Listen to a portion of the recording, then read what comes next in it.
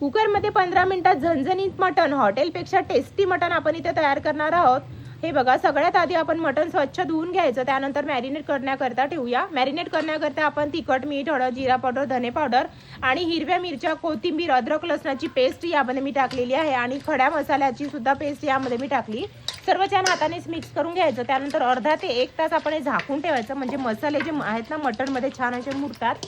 त्यानंतर आपण हे जे मटण आहे ना कुकरमध्ये बनवणार आहोत। कुकरमध्ये तेल छान गरम केलं, त्यानंतर हे बघा हिरवं वाटण, हे हिरवं वाटण मी केलेलं आहे। हिरव्या मिरची, कोथिंबीर, अद्रक लसूण आणि टमाटर टाकलं, याचं वाटण मी टाकून द्यायचं तेलामध्ये आणि त्यानंतर खड्या मसाल्याची पेस्ट टाकायची। आता तुम्हाला हे जे आहे ना मसाल्याची रेसिपी हवी असेल तर मला कमेंट करा, मी नक्की तुमच्यासोबत शेअर करेल। त्यानंतर हे बघा, हे मसाले तेलामध्ये छान असे शिजलेले आहेत। त्यानंतर आपण आपले बेसिक मसाले टाकूया, तिखट, मीठ, हळद। आता तिखट तुम्ही तुमच्या आवडीप्रमाणे टाका, आम्हाला थोडं झणझणीतच हवं असतं आणि तसंही चिकन मटण थोडं झणझणीतच छान वाटतं। 4 चम्मच मी यामध्ये तिखट टाकलं, त्यानंतर मॅरिनेट केलेलं हे जे आहे ना मटण टाकलं, छान मिक्स करून घ्यायचं। 1 ते 1.5 ग्लास पाणी टाकायचं। आता तुम्हाला किती प्रमाणात दाट ग्रेव्ही पाहिजे त्या प्रमाणात टाकायचं, पण सहसा 1.5 ग्लासमध्ये छान अशी ग्रेव्ही आपली तयार होते। मटण सुद्धा शिजतं छान, छान मिक्स करून घ्यायचं।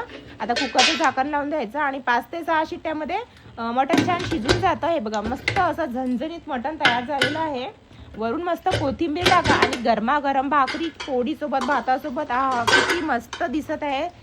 दिसायला सुद्धा आणि खायला सुद्धा तेवढंच भारी आहे। या गरमागरम मटण खायला। तुम्हाला कसं वाटलं हे मटण नक्की कमेंट करून सांगा। छान छान कमेंट करा, लाईक करा आणि सबस्क्राईब करायला विसरू नका। अशा छान छान रेसिपी पाहण्यासाठी चला बाय बाय।